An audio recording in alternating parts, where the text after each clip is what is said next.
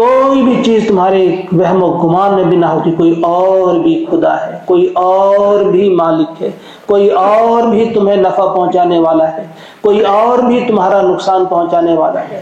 یکسو ہو کر سب کو چھوڑ دو۔ یہ بت ہیں، اگر آپ نے کسی کو اپنا مددگار سمجھا کہ وہ میری کچھ مدد کرے گا تو یہ بھی ایک قسم کا بت بنانا ہے، چاہے وہ پیسہ ہو، چاہے وہ کوئی بھی یا شخص ہو، انسان ہو، کوئی جن ہو، کوئی فرشتہ ہو، کوئی ولی ہو۔